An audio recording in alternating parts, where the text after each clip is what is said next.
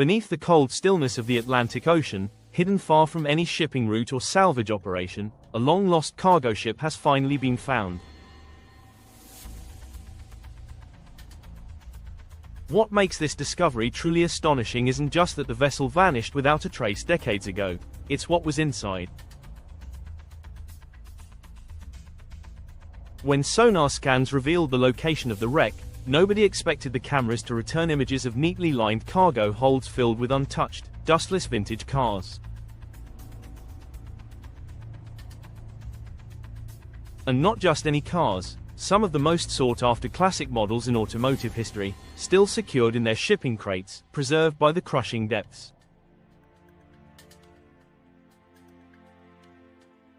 For over 40 years, the world had forgotten this ship. It had slipped from memory, a footnote in maritime records, presumed to have been lost in bad weather or a tragic accident. But the reality may be far more complicated. As footage and documents began to surface, questions erupted. Why did the ship vanish in the first place? Why were no distress signals ever received? Why were the vehicles still in perfect condition? And perhaps the biggest question of all, who owns the fortune trapped inside this steel coffin?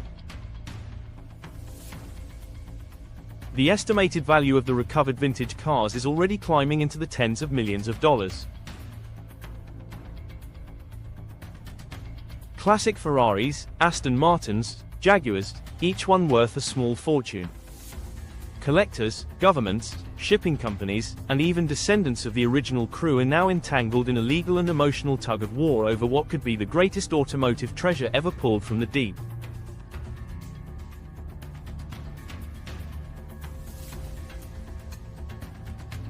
But the real story is just beginning. As investigations deepen, government records once sealed away have been quietly reopened. Old shipping manifests have been re-examined. Survivors and retired maritime officials have come forward with chilling accounts. And strange theories, ranging from sabotage to insurance fraud to Cold War espionage, are gaining traction. This is more than just a shipwreck.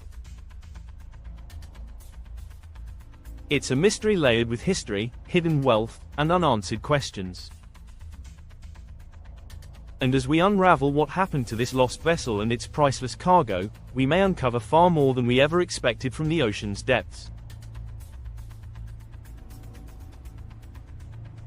The day it vanished, timeline of the disappearance. It was June 12, 1979, when the cargo vessel MV Aurora, a mid-sized freighter built in West Germany and registered in Panama, set out from Southampton, England. Its destination was the port of Havana, Cuba. On board were 20 crew members, several engineers, and a staggering collection of valuable cargo, vintage automobiles destined for private collectors and state museums.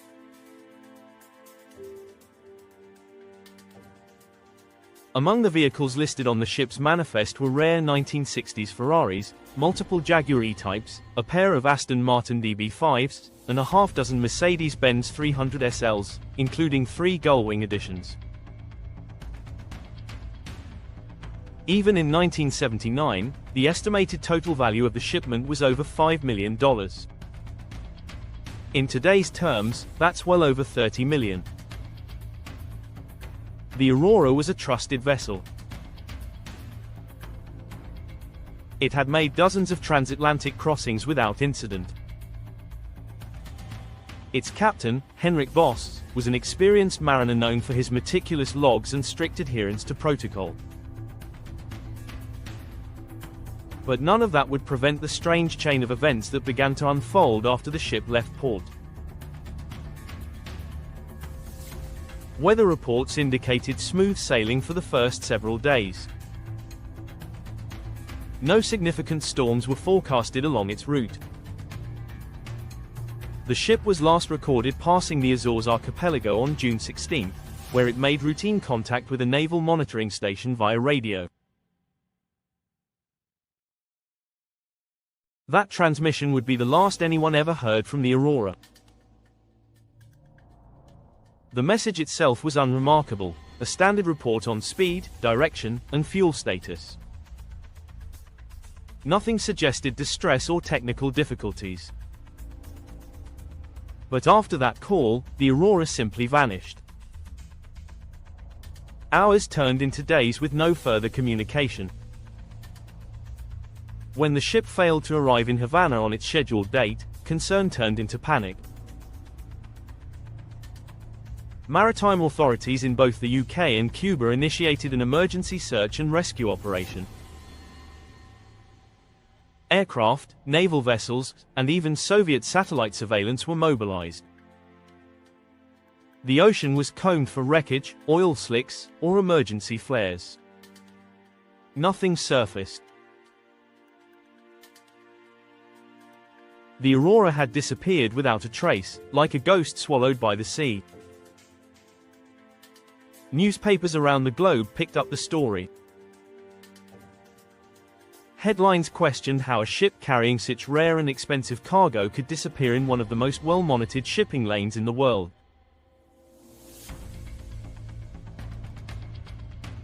Rumors quickly filled the void left by the lack of evidence. Some speculated the ship had been hijacked by pirates, though no ransom was ever demanded. Others suggested a rogue wave or structural failure, but no debris field was ever found. A darker theory emerged among the insurance underwriters: deliberate sabotage. Was the ship's disappearance an elaborate scheme to cash in on a massive insurance payout? The shipping company's financial records were suddenly under scrutiny, revealing a recent surge in debt. The policy on the cargo had been raised just weeks before departure, raising eyebrows in the corporate and investigative worlds. The families of the crew were left devastated and without answers. With no wreck, no bodies, and no black box, cargo ships weren't typically outfitted with them at the time. Closure remained elusive. After 4 months of intense searching, authorities scaled back their efforts. By the end of that year, the Aurora was officially declared lost at sea. It faded from public attention almost as quickly as it had appeared, becoming one of the many unsolved disappearances in maritime history. But for those who knew what had been loaded onto that ship, the story never truly ended. The Aurora's vanishing wasn't just a tragedy, it became a case study in international shipping anomalies. Aviation disasters were often investigated with full transparency, but the world of cargo shipping, especially in the late 70s, operated in a fog of bureaucratic secrecy.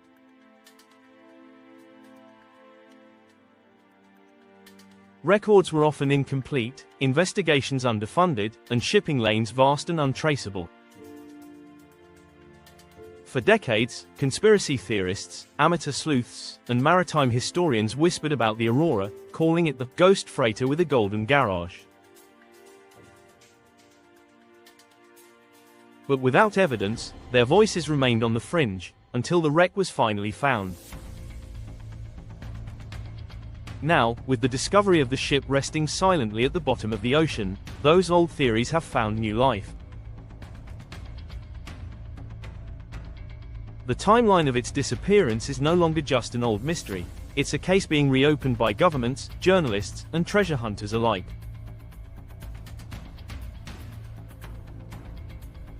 Something happened out there. Something that no logbook ever recorded, no distress call ever revealed. And whatever it was, it kept the Aurora and its priceless cargo hidden beneath the waves for over 40 years. The Shipwreck discovery, deep sea expedition,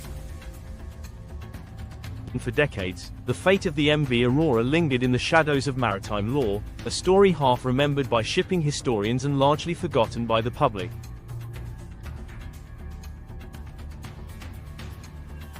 But that silence was shattered by an unexpected player in an entirely different field. Ocean Tech Industries, a private marine research and exploration firm based in Norway, was conducting an environmental mapping project for a European energy consortium. Their goal was to chart the floor of the North Atlantic, specifically near the Mid-Atlantic Ridge, to assess the stability of seabed terrain for undersea cable installations.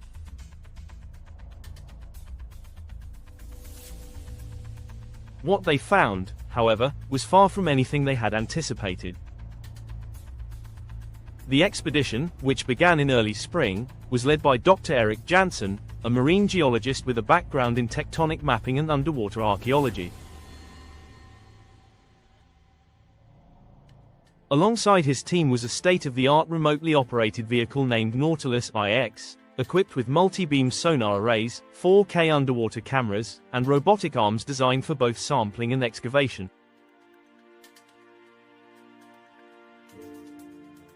Their vessel, the Valhalla, was outfitted with the latest dynamic positioning systems and deep-sea communication tools, allowing for real-time data relay to laboratories onshore.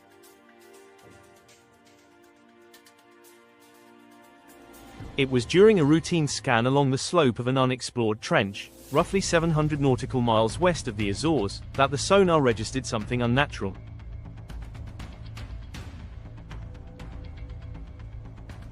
The reading revealed a long, metallic structure lying parallel to the trench's edge at a depth of nearly 3,000 meters.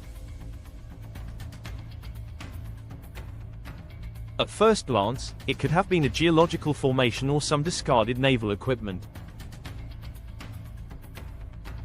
But as the Nautilus IX descended, the shape began to take on recognizable characteristics: a bow, cargo holds, the skeletal frame of a superstructure. And then, the defining detail: crates. Dozens of them, still intact and stacked precisely in the cargo bay, visible through corroded metal and collapsed deck planks. The hull bore the unmistakable insignia of the MV Aurora.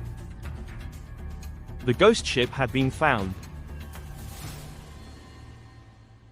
As the ROV's high-definition cameras moved closer, it became clear the site was remarkably well preserved. The frigid, high-pressure environment of the deep Atlantic had slowed the deterioration process.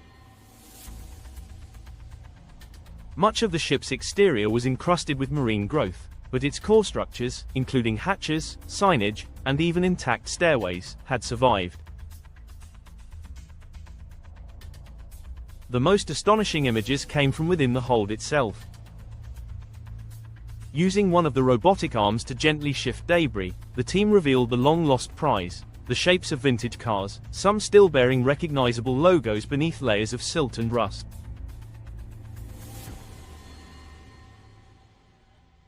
Among them, the outline of a 1962 Ferrari 250 GT Lusso was unmistakable.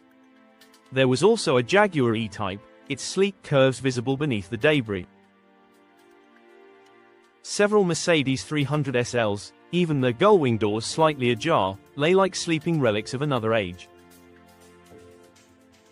The footage was transmitted live to Oceantica's headquarters, where stunned analysts confirmed what they were seeing. Within hours, the team's discovery was shared with select maritime authorities and scientific institutions. But the leak to the media came quickly. When the news hit the public domain, the reaction was explosive. Headlines blazed across every major network.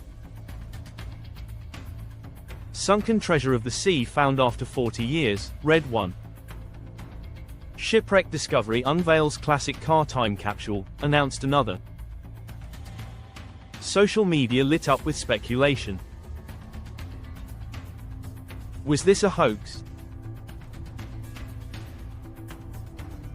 A modern-day Atlantis of automobiles? But as more footage was released, high-resolution scans of license plates, chassis numbers, and recognizable vintage models, the skepticism faded. The MV Aurora had returned. International attention descended on the Ocean Tech crew. Interviews were conducted with the team aboard the Valhalla, and archival footage of the ship's original voyage resurfaced on television specials and digital platforms.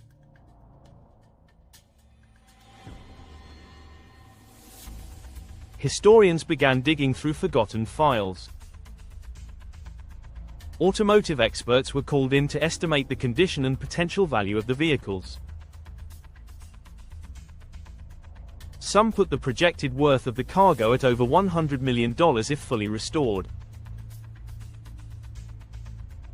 The question on everyone's mind quickly shifted from where the ship was to why it had remained hidden for so long. Dr. Jansen and his colleagues offered a technical explanation. The region where the Aurora had been found lies in a poorly mapped subsection of the Mid-Atlantic Ridge, known for steep inclines, unpredictable sediment shifts, and underwater seismic activity.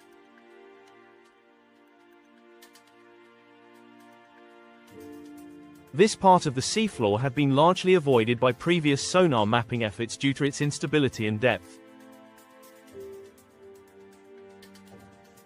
Furthermore, during the late 1970s and early 80s, the technology required to scan at those depths with high resolution was non-existent.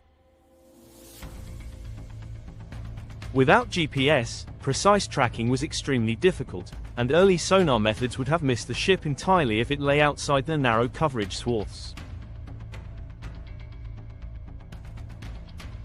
What made the recent discovery possible was the marriage of modern sonar imaging, submersible robotics, and AI-driven data processing. Oceantica's system was able to identify anomalies in topography with unmatched precision. While mapping a potential cable path, their software had flagged the slight unnatural angles and shadowing beneath layers of sediment, a telltale sign of a man-made object. Another factor was the element of randomness.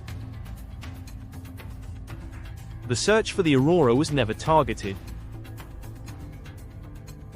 It was stumbled upon during an unrelated project. That kind of accidental discovery, while rare, has happened in the past with other famous wrecks. The Titanic, for example, was found in 1985 during a classified Navy operation to locate sunken submarines, not luxury liners.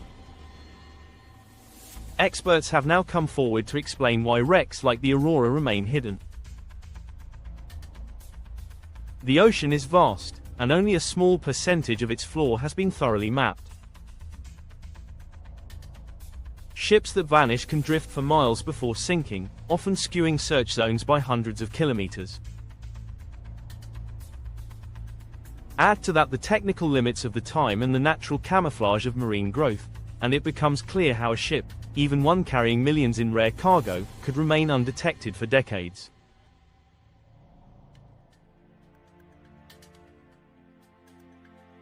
But despite the science, there's still something deeply mysterious about the Aurora's reappearance. The ship seemed almost untouched, as if waiting to be found. There were no signs of catastrophic failure, no visible hull breach, no evidence of a fire or explosion. It had simply gone quiet, vanished, and waited beneath the ocean's crushing silence. Now, with cameras rolling and data pouring in, the world is watching as this long-lost vessel rises once again, this time not through the waves, but through headlines, legal arguments, and the collective imagination of a fascinated public.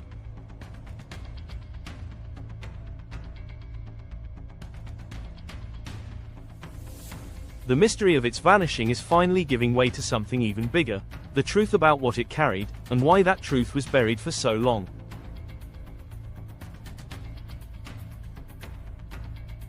Inside the ship, the priceless cargo as the robotic arms of the Nautilus IX moved deeper into the shattered hull of the MV Aurora, the eerie stillness of the ship's interior revealed a haunting scene frozen in time.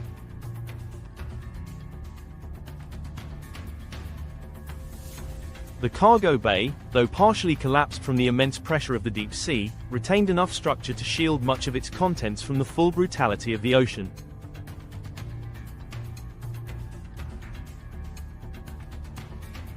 It was here, in the heart of the sunken freighter, that the world got its first glimpse of a treasure trove long thought lost, a fleet of vintage cars, resting silently in their steel sarcophagi.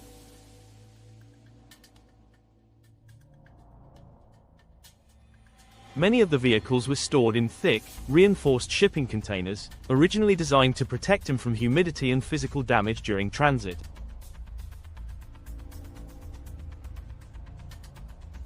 Ironically, these same containers would become their tombs for the next 4 decades. Some had corroded along the edges, allowing salt water to seep inside. Others, incredibly, remained sealed, creating microenvironments that preserved the cars far better than anyone would have imagined. The result was a surreal mix of decay and preservation. Certain models showed clear signs of saltwater corrosion, their paint stripped and metal frames rusted to skeletal outlines.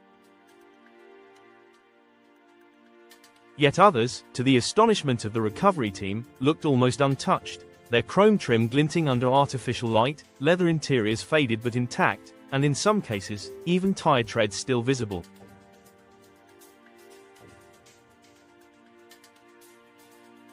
Among the most breathtaking discoveries was the unmistakable silhouette of a Ferrari 250 GTO, one of the rarest and most valuable cars ever produced.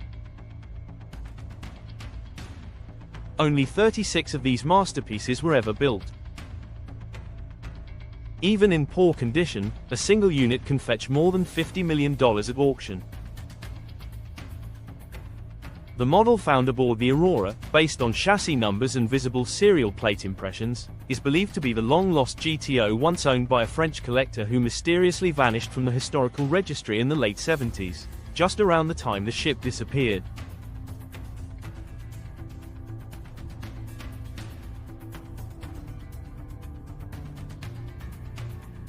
Not far from the Ferrari lay an Aston Martin DB5, its iconic profile instantly recognizable. Often associated with James Bond films, the DB5 is revered not only for its beauty but for its rarity. This particular car, still seated in its custom wooden frame, retained the majority of its aluminum bodywork, suggesting that the container in which it was stored remained largely watertight.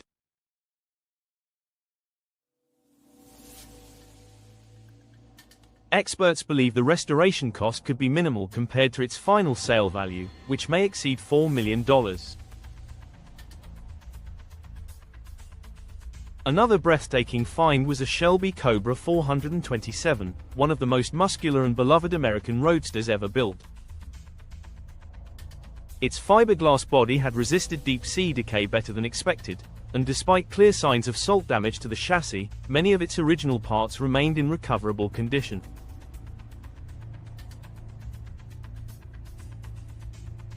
The Cobra community, a passionate global network of restorers and enthusiasts, has already begun circulating offers in private channels. One restoration specialist from California stated publicly that if the car proves to be authentic and restorable, collectors might pay over $2 million for it, even before the work begins.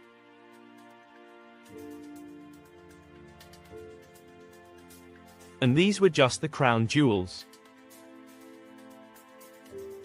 Lined alongside them were dozens of other classics, Porsche 356 Speedsters, BMW 507s, Alfa Romeo Giulias, and even a few prototype models that were never officially released for commercial sale. Early appraisals suggest that the total value of the vehicles, if they can be recovered and restored, could exceed $120 million.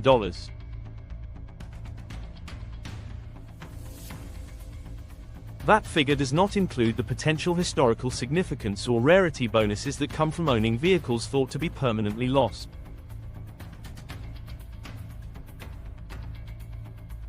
car museums around the world have expressed intense interest.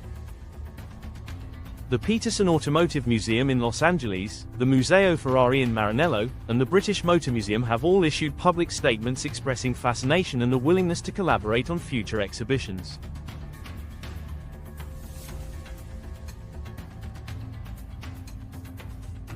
There is growing speculation that a multi-institutional exhibit could tour internationally, showcasing these recovered machines as artifacts not just of automotive history, but of maritime mystery.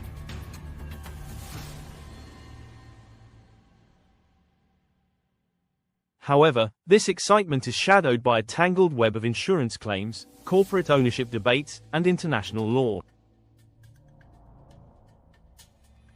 The original shipping company that owned the MV Aurora dissolved in the late 80s, but the policy on the cargo was held by a syndicate of insurers based in London.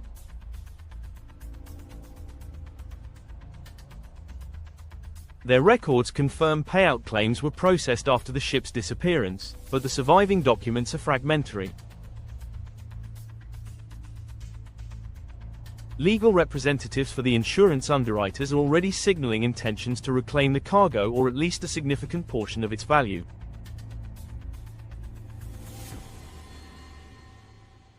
Adding to the complexity is the question of ownership. Do the heirs of the original car owners, if they can be identified, have any claim to the vehicles? What about the salvage rights of Ocean Tech Industries, whose expedition discovered the wreck? Under maritime law, especially in international waters, ownership can fall into a legal gray zone that often takes years to resolve. If a ship is deemed abandoned, salvors can file for legal title. But if there's evidence of corporate succession or legitimate ownership lineage, the courts may rule differently. Some classic car collectors have already made private offers through intermediaries, hoping to secure rights before the dust, or rather, the salt, settles. Rumors of quiet backroom deals are beginning to circulate, and auction houses like Sotheby's and Room Auctions have hinted at their readiness to host landmark events should legal clearance be obtained.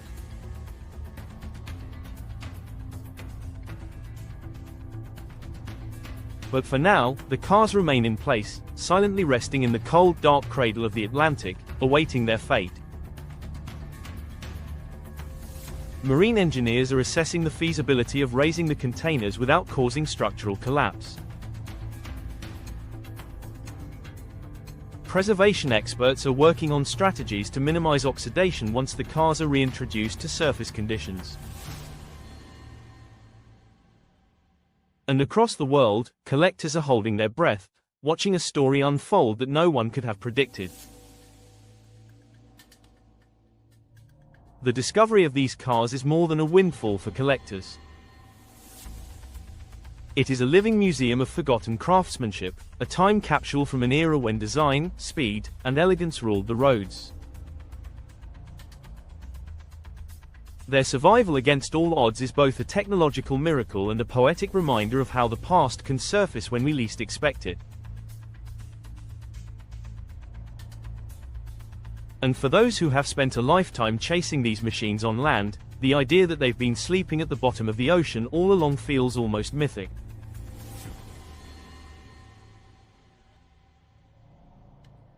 This is not just a recovery of metal and rubber. Theories and controversies, what really happened? The moment the MV Aurora was found on the ocean floor with its priceless cargo still sealed inside, a wave of excitement surged across the world. But almost as quickly, curiosity turned into suspicion. The ship's disappearance had never been fully explained, and now, with fresh evidence rising from the depths, old questions are being asked again, only louder, and with more urgency.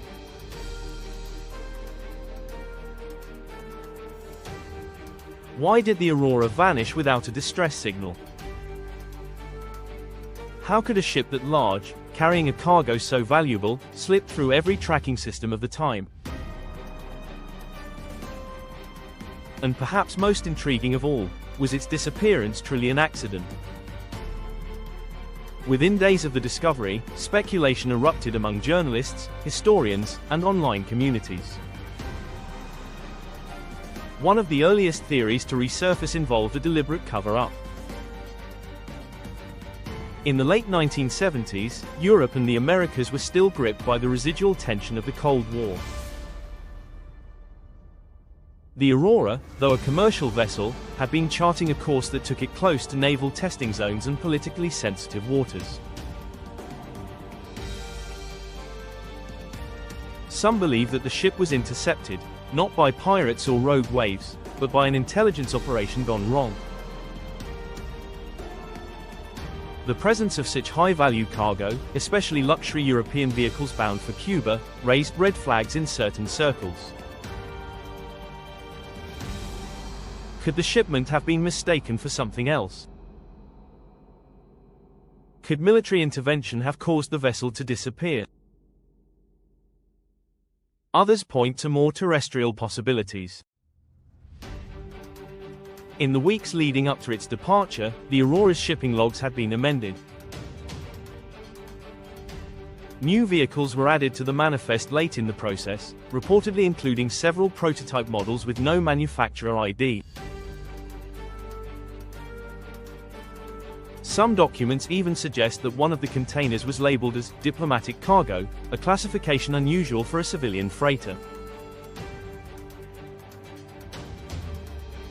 If true, this opens the door to even darker speculation, that the ship was being used as a front for covert transactions involving state actors or organized crime syndicates. During that era, it wasn't unheard of for criminal networks to use legitimate cargo vessels as a means of smuggling rare goods, avoiding customs inspections by hiding behind complex paperwork and international shipping loopholes.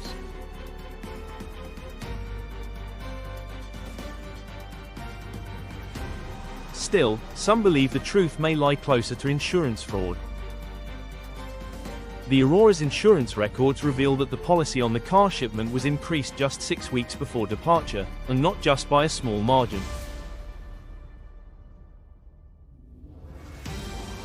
The total insured value of the cargo jumped by nearly 50%. While that might be explained by a last-minute increase in the number of vehicles, investigators now suggest that someone may have anticipated the ship's disappearance.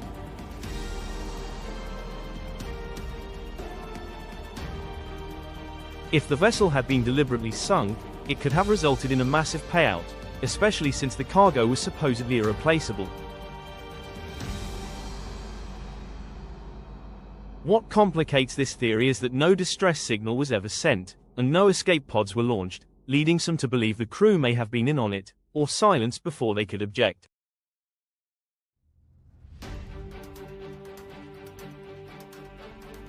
Adding more fuel to the controversy is the theory that the cars themselves were never meant to be delivered at all. Several of the vehicles found in the wreck do not match the original bill of lading. Serial numbers scratched onto components don't align with official registries. In at least 2 cases, experts believe the cars aboard the Aurora may have been stolen from private collections in Europe. If true, this raises the possibility that the ship was a smuggling vessel posing as a legitimate cargo transport. The idea that the entire voyage was designed to hide and transport stolen luxury vehicles fits suspiciously well with the lack of proper documentation, the irregular route, and the lack of communication in the final hours.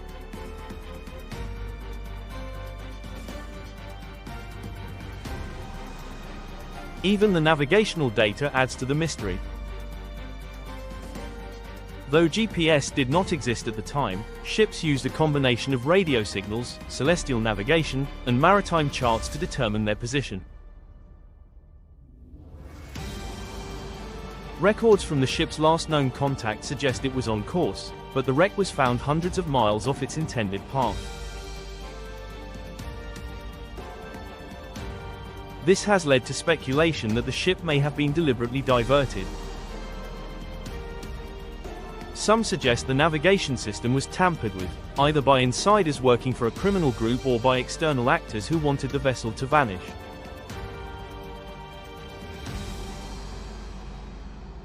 In either case, it would explain the total absence of wreckage along the predicted route and the lack of any response from emergency beacons. Ownership of the shipwreck has now become one of the most hotly contested issues in maritime history. The shipping company that originally operated the Aurora no longer exists in its original form, but its parent corporation was absorbed into a larger multinational logistics firm that is still active today.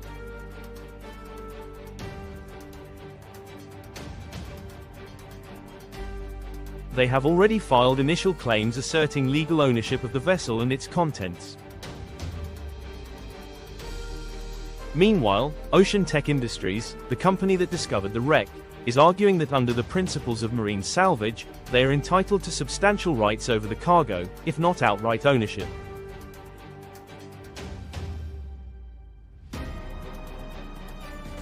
Governments have also stepped in.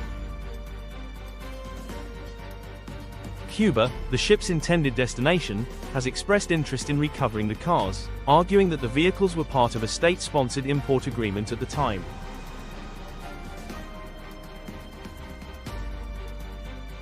The United Kingdom, where the ship originally departed, has begun reviewing archived diplomatic communications and may assert jurisdiction over the wreck due to the origin of the cargo and the ship's British-managed operations.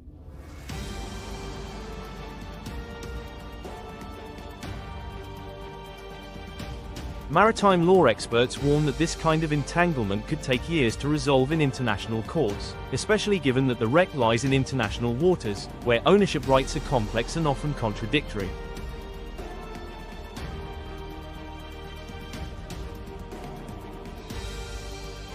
The controversy has ignited debates about historical accountability, maritime transparency, and the power of corporations to hide behind legal ambiguity. It also reveals how fragile the lines are between mystery and manipulation. A ship goes missing with millions in rare cargo, never sends a distress call, and reappears over 40 years later with its contents perfectly in place. That alone is enough to spark a global conversation. But when those contents don't match the original records, when insurance policies are suspiciously inflated, and when multiple governments begin jockeying for control, the story takes on an entirely different dimension.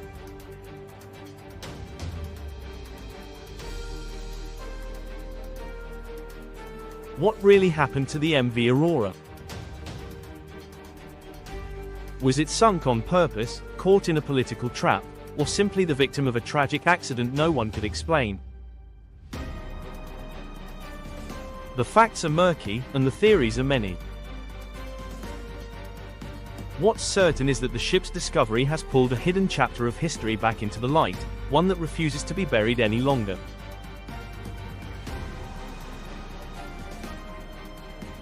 Whether the truth will ever be fully uncovered remains to be seen, but the questions it raises are not going away. And with so much money, mystery, and power at stake, this may just be the beginning of a much bigger story. Marine salvage and legal battle. The excitement of discovering the MV Aurora and its priceless cargo has quickly given way to a far more complicated reality, one shaped not by exploration or history, but by law.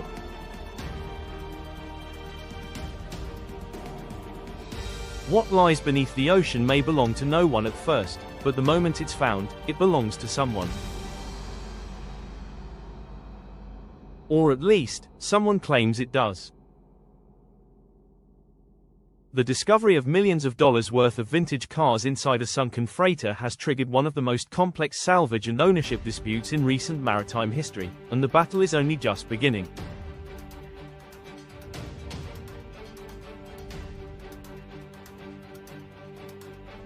At the heart of the conflict is a centuries-old tension in maritime law between two principles.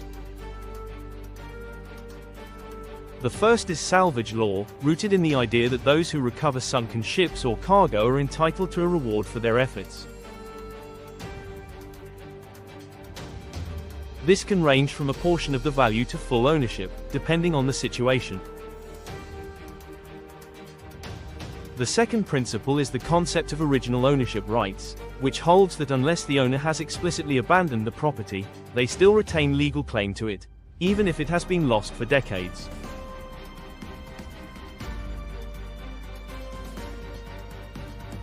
Ocean Tech Industries, the company that discovered the Aurora, has positioned itself squarely within the salvage camp. According to their legal filings, the ship was lost in international waters, far from any territorial jurisdiction, and had remained undiscovered and untouched for over 40 years.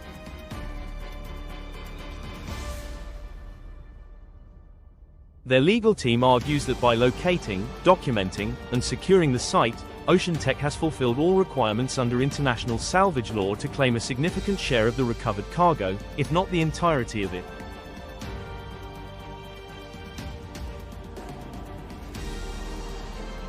They've also highlighted the substantial costs involved in their exploration, the technology, the deep sea equipment, the personnel, and argue that their investment entitles them to a proportional return.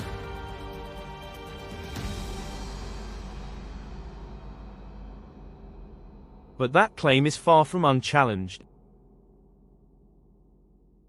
A multinational logistics corporation based in the Netherlands, which absorbed the shipping company that once operated the Aurora, has filed a counterclaim.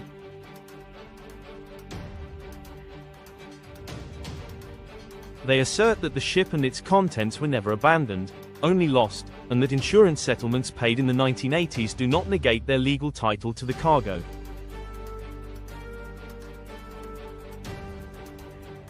Their legal team is citing precedents in Admiralty law where courts have ruled in favor of original owners, especially when there was no clear intention to abandon the property.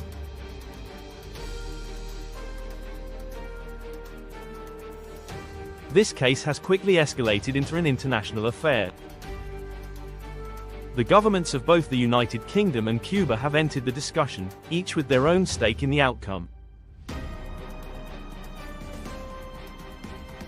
The UK points to the ship's port of departure, the British citizenship of several crew members, and the manufacturing origin of many of the cars.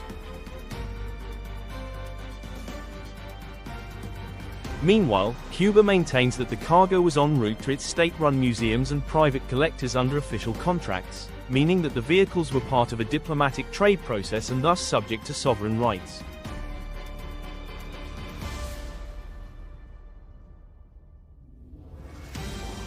Legal scholars have already begun comparing the case to other high-profile salvage disputes, such as the recovery of the SS Gersopper. In 2012, Odyssey Marine Exploration recovered nearly $50 million worth of silver from the British cargo ship, which had been sunk by a German U-boat during World War II. Though Odyssey conducted the recovery, the British government ultimately retained ownership, having insured the cargo at the time.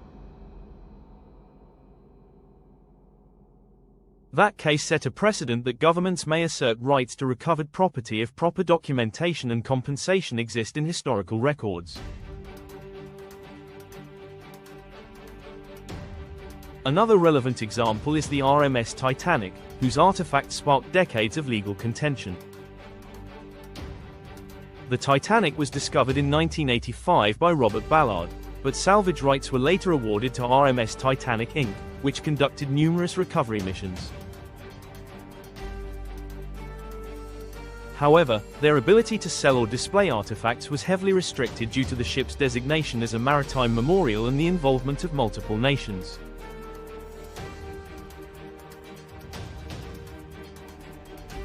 The Titanic case revealed how deeply legal, ethical, and cultural concerns can intertwine when it comes to salvaging historical shipwrecks. Unlike the Titanic, the Aurora is not considered a gravesite, but the legal lines are still murky. While salvage law encourages discovery and rewards risk, ownership law protects the rights of those who have lost property due to misfortune or accident.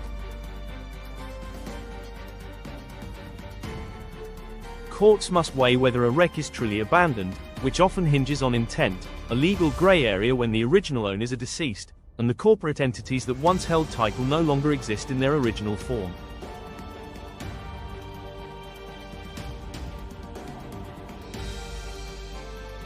There's also the added complexity of how international maritime law differentiates between cargo and treasure. If the cars are considered standard cargo, they might be governed by commercial law and subject to restitution to the original shipper or insurer. If they're deemed cultural artifacts or historical treasure, as some are now arguing, different conventions apply, especially those upheld by UNESCO, which restrict the removal and sale of underwater cultural heritage.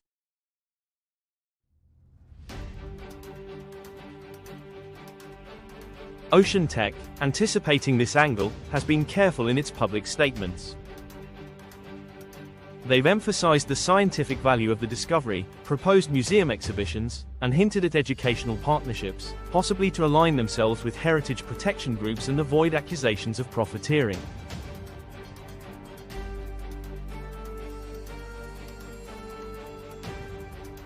But behind the scenes, multiple parties are already hiring private firms to assess recovery feasibility, restoration options, and market valuations, suggesting that financial interests are very much alive.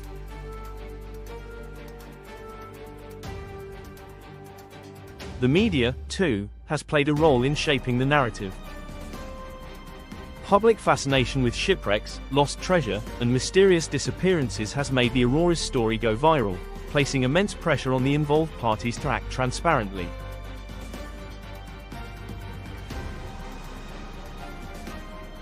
Still, legal battles are rarely fought in the court of public opinion, and the coming months will likely see proceedings move behind closed doors, through arbitration panels, maritime courts, and international legal bodies.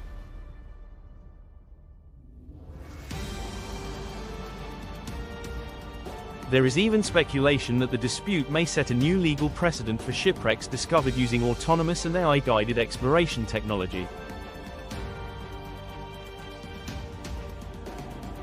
As these tools allow deeper and more frequent discovery missions, the legal system is struggling to keep up with the pace of innovation. In the case of the Aurora, where no human diver has yet entered the wreck, the question arises: can a robot's discovery trigger legal rights in the same way as a traditional salvage crew?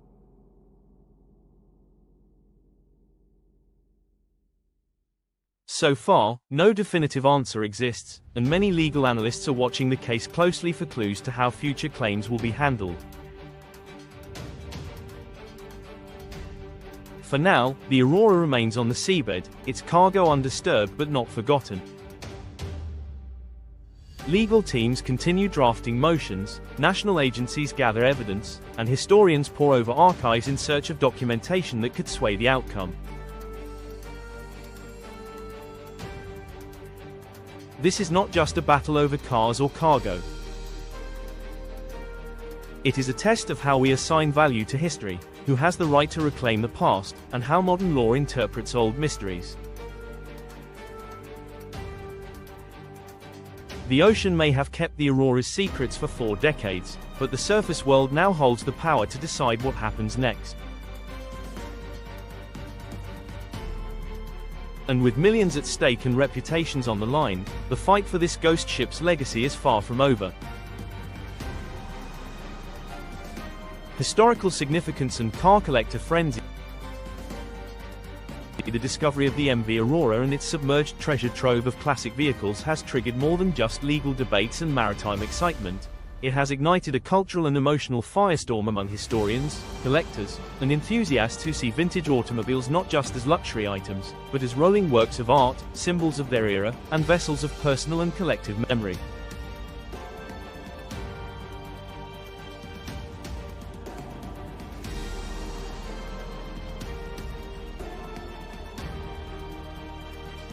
To many, these aren't just cars found in a sunken ship. They're time travelers, each one carrying with it the fingerprints of a lost age. Vintage cars have always been more than machinery. They represent the design philosophies, social values, and even political dynamics of the decades in which they were built. The 1950s brought about sleek, chrome-laden curves that celebrated post-war optimism. The 1960s delivered speed and performance in response to a new generation of thrill-seekers. By the 1970s, classic European models were blending engineering excellence with understated elegance.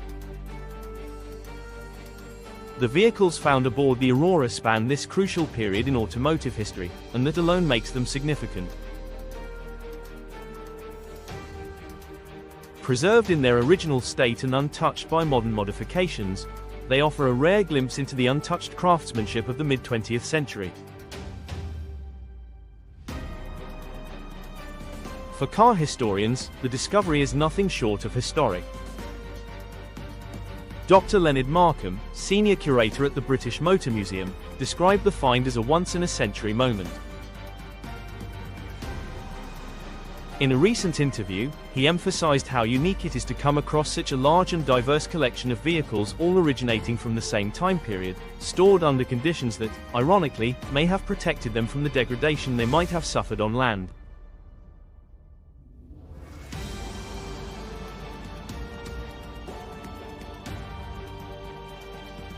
He called the collection a living fossil record of automotive design and engineering, frozen at a moment just before rapid modernization changed everything. The cars aboard the Aurora are not anonymous units. They are recognizable models with deep ties to cultural figures and moments in history. The Aston Martin DB5 is forever linked to James Bond, thanks to its iconic appearance in Goldfinger. One of the Ferraris aboard the ship is rumored to have been originally ordered by an aristocratic family with known ties to European royalty. The Shelby Cobra found in one of the containers has the same specifications as the models once driven by Carroll Shelby himself during American racing's golden years.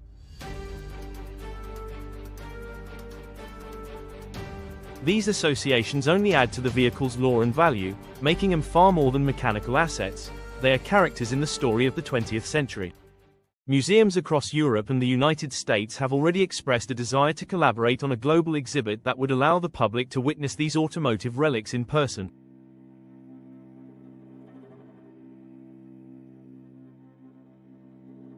Discussions are underway for a potential international tour featuring the recovered vehicles, alongside multimedia installations that tell the story of the disappearance and rediscovery.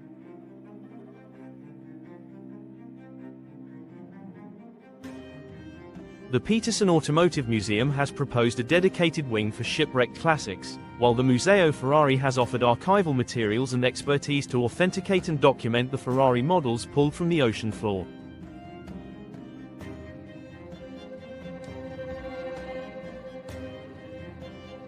The frenzy hasn't been limited to cultural institutions. Private collectors, especially those who have long chased specific models, are watching closely. Rumors have surfaced that several billionaires with deep passions for automotive history are prepared to pay unprecedented sums for even partially recoverable vehicles.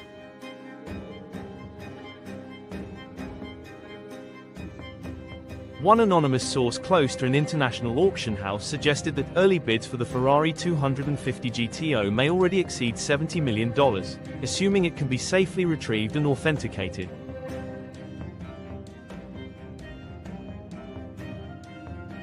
The allure lies not just in the car's rarity but in the story it now carries, a vehicle that vanished for decades and returned from the ocean, untouched by history yet now more storied than ever.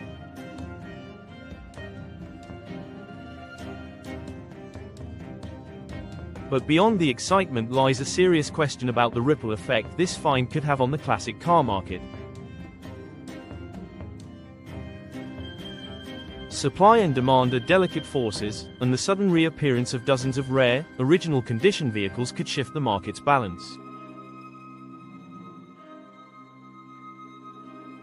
Some experts believe this could trigger a new golden age for vintage car investment, reigniting interest in models that had plateaued in recent years. Others warn that the influx could depress prices for certain models if supply outpaces the mystique. Yet most agree that the market won't just be affected, it will be redefined. There's also a philosophical impact. For years, the restoration of vintage cars has walked a fine line between preservation and alteration.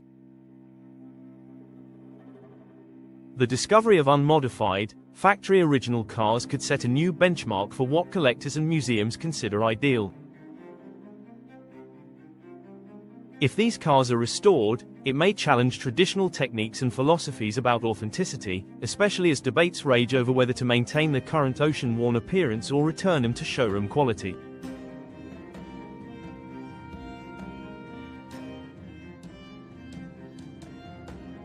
Some believe they should be displayed exactly as they were found, barnacles and corrosion intact, to emphasize their journey and survival. Others argue that restoring them to their original splendor is a way to honor the craftsmanship that created them. Additionally, this discovery brings renewed attention to the lost histories of the vehicles themselves. Who ordered them? Where were they headed? Who was meant to receive them in Havana, and why were such extravagant items being shipped at a time of economic and political instability? Automotive archivists are now combing through decades-old documents, sale records, and customs logs to trace each vehicle's story. The effort is not just academic. Establishing provenance can dramatically affect a car's value and legitimacy in the eyes of collectors and museums alike. What makes the story of the Aurora's cargo so compelling is that it connects people across disciplines and passions. It's not just a tale for car lovers. It's a historical event that merges art, engineering, mystery, and rediscovery in a single moment. It reminds us that history is not always found in archives or behind museum glass. It sometimes sleeps silently in the darkest corners of the earth, waiting for the right eye, the right technology, or the right moment to bring it back into the light.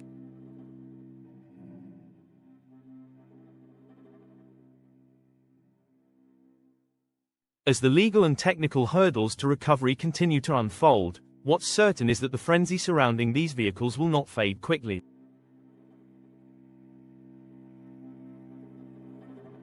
The Aurora's hold may have acted as a time capsule, but now that it's been opened, its contents are set to reshape how the world views the classic car industry.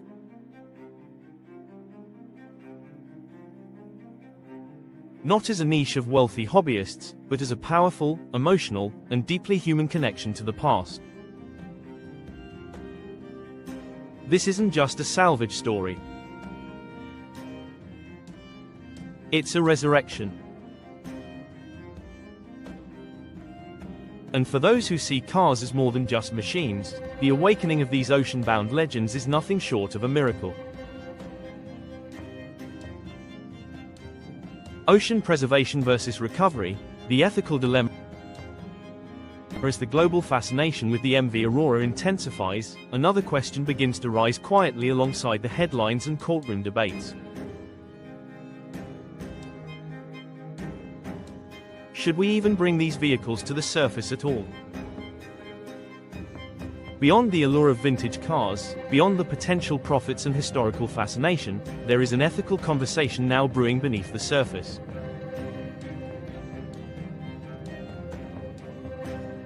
That conversation asks whether disturbing the shipwreck might come at a cost greater than we are willing to acknowledge. For some, the wreck of the Aurora represents more than lost cargo. It symbolizes human lives interrupted, a moment in time sealed by tragedy. Though no bodies have been recovered or confirmed, 20 crew members were declared missing when the vessel vanished. Their families were left without answers, their stories never fully told. In this light, the ship is viewed by some preservationists and maritime historians as a graveyard, and graveyards, by both moral and cultural standards, deserve respect.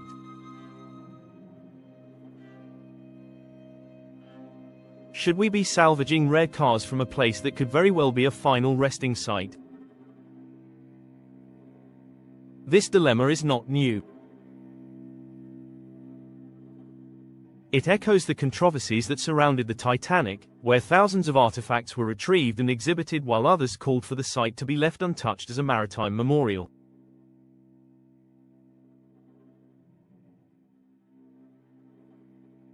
Critics of recovery efforts argued that turning a place of loss into a commercial enterprise, no matter how tasteful, crossed a moral line. Supporters, on the other hand, believed that preserving the physical remnants allowed future generations to connect with history in a way that books and photographs never could.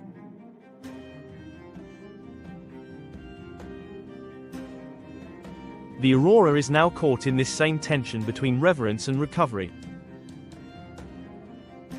Another concern centers on the deep-sea environment itself. The Aurora lies in one of the least explored and most fragile ecosystems on Earth. The deep ocean, with its high pressure, low temperatures, and minimal light, is home to unique species that may not exist anywhere else. Some marine biologists have already expressed concern that disturbing the site could have unforeseen consequences. The act of lifting steel containers, manipulating silt layers, and introducing surface-level bacteria or pollutants could irreparably damage habitats that have remained undisturbed for millennia.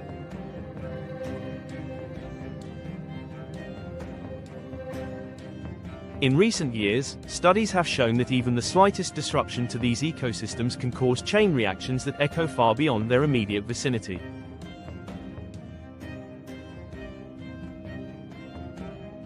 Comparisons are now being drawn to other controversial salvage operations, including those involving sunken World War II submarines. In several high-profile cases, recovery teams were halted by governments or international organizations who claimed the wrecks were war graves or environmental hazards.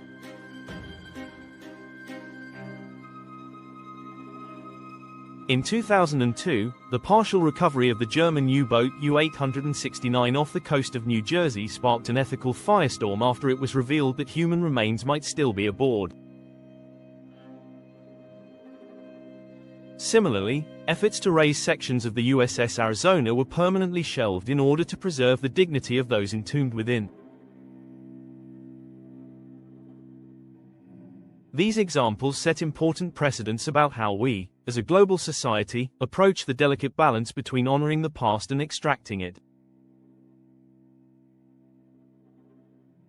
In the case of the Aurora, no formal designation has yet been given, but pressure is mounting.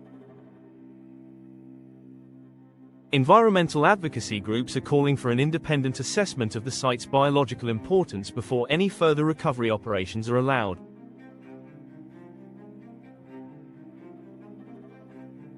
They argue that without a full environmental impact study, the excavation could violate long-standing principles of ocean stewardship and potentially breach international law.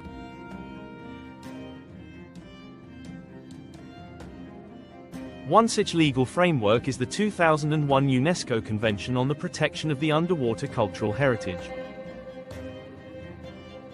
This treaty, ratified by dozens of nations, provides clear guidelines on how underwater cultural sites should be treated. The convention emphasizes preservation in situ as the first and preferred option, meaning artifacts should remain untouched unless recovery is necessary for protection or scientific study.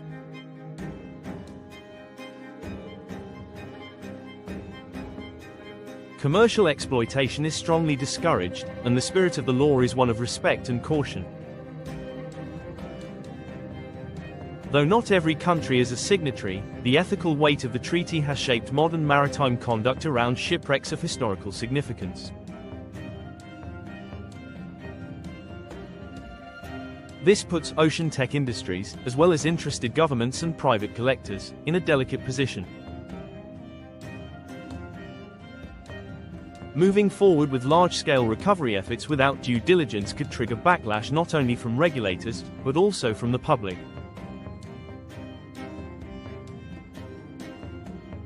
In the age of social media and environmental awareness, optics matter. Already, some voices online have begun framing the recovery as a potential act of greed wrapped in the disguise of historical preservation. Others, however, argue that the cars themselves are part of cultural history and deserve to be studied, displayed, and appreciated, especially if doing so poses minimal risk to the marine ecosystem.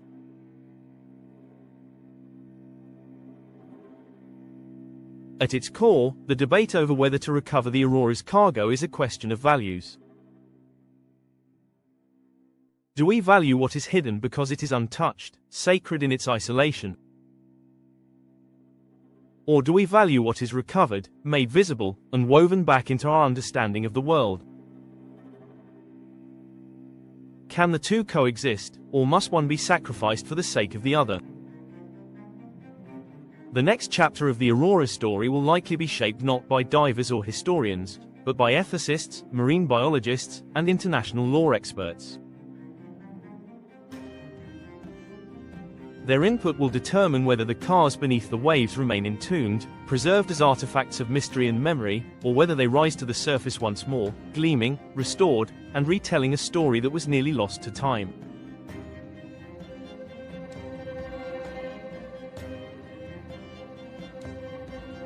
Either choice carries weight. And in making that choice, we define how we relate to the deep sea, to history, and to the fragile legacy of what humanity leaves behind. What's next? Future plans for the shipwreck.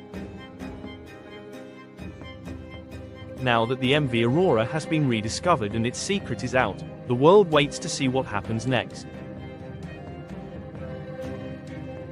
With priceless vintage cars still resting in the cold, dark belly of the ocean, the question on everyone's mind is whether they will ever see the light of day again.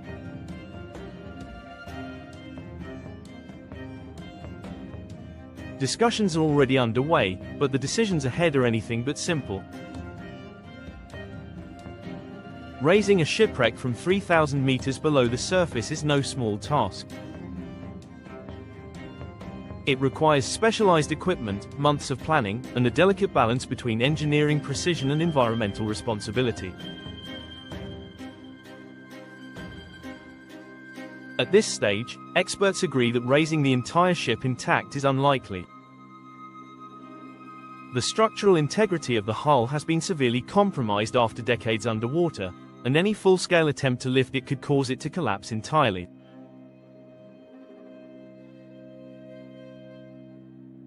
Instead, the focus is shifting toward individual container recovery.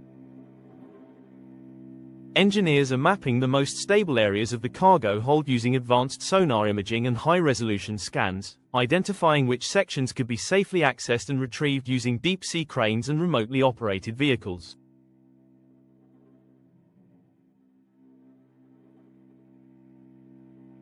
If the containers housing the vintage cars can be safely lifted to the surface, preservationists will face another challenge. The moment these vehicles are exposed to atmospheric pressure and oxygen, chemical reactions will begin to accelerate their decay. Specialized containment chambers are being designed to transport the cars in a way that minimizes exposure to air, allowing conservation teams to assess their condition before beginning any cleaning or restoration process.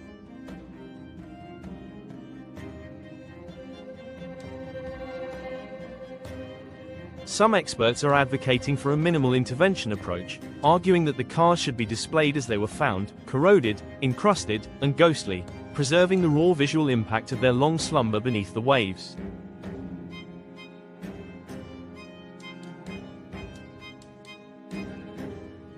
Conversations have already started between Ocean Tech Industries and several of the world's leading museums.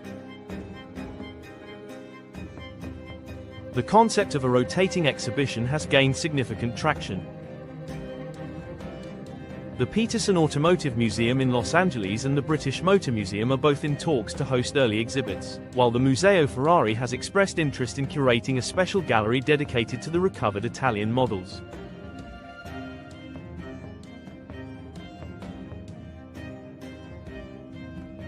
These exhibitions would likely combine physical displays with immersive storytelling, allowing visitors to walk through recreations of the ship's cargo hold and experience the moment of discovery through projected footage and virtual reality.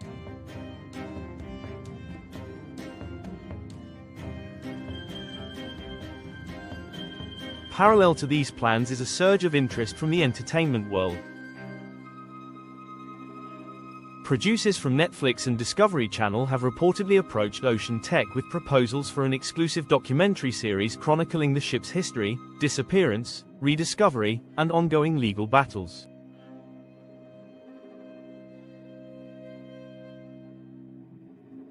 A multi-part documentary is being developed that would blend archival footage, dramatizations, underwater exploration, and interviews with historians, salvage crews, and the families of those lost.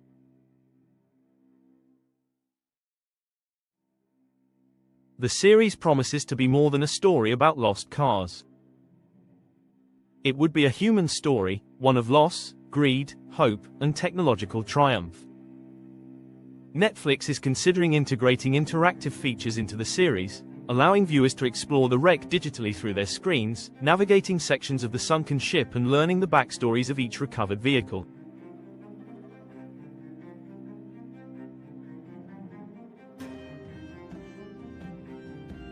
In tandem with these efforts, digital preservation is becoming a top priority. Ocean Tech has partnered with several digital archaeology labs to create a full 3D scan of the Aurora's wreck site. Using a combination of photogrammetry and laser scanning, they are building a virtual replica that will serve both as an educational tool and a permanent record of the ship in its discovered state.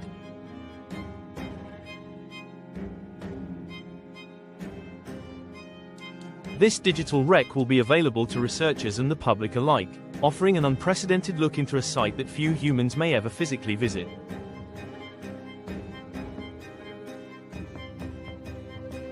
Plans are in motion to host this digital experience through an interactive online museum, possibly supported by Google Arts and Culture or similar global platforms. The story of the MV Aurora is far from over.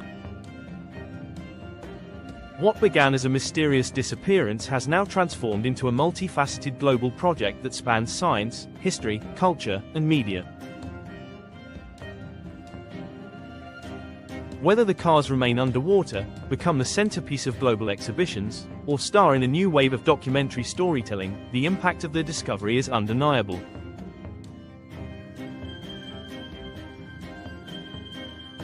The world has been given a second chance to explore a moment in time that was thought lost forever. And now, it must decide how that moment should be remembered. The MV Aurora has resurfaced not through waves or engines, but through sonar, headlines, and a collective gasp from the world above. A ship once thought to have vanished into legend has returned from the silence of the deep, still holding its priceless cargo of vintage cars, sealed in time beneath the crushing weight of the ocean.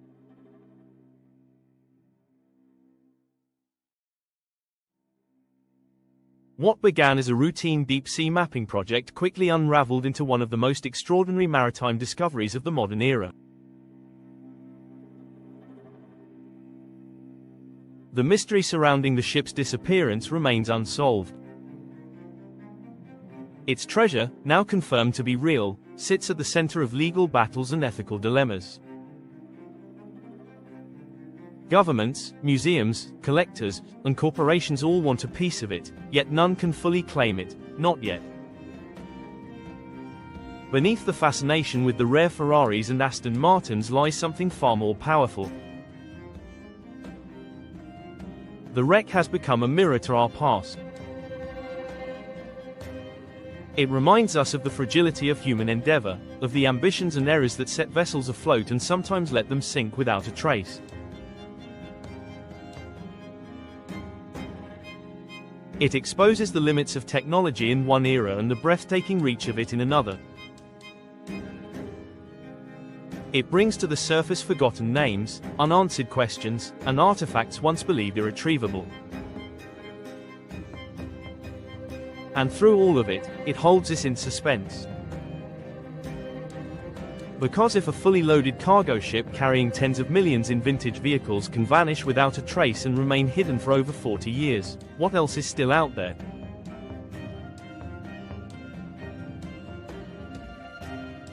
What secrets are resting in the unseen trenches and canyons that line the ocean floor? Are there other vessels, other legends, other pieces of history still quietly waiting to be found? The discovery of the Aurora opens the door to an ocean of possibilities. Maritime historians are already revisiting the maps, re-examining old disappearance reports, and asking what ships could be next. From Cold War vessels to rumored treasure ships of colonial empires, the sea still holds its secrets tightly. This story also forces us to confront the balance between recovery and remembrance. Should every wreck be lifted, or are some stories more powerful when left untouched? The debate will continue long after the Aurora's fate is decided. Whether the cars are salvaged and placed in glass cases, or left in their underwater tomb as silent witnesses to history, one truth cannot be denied: this moment has reshaped how we think about the past.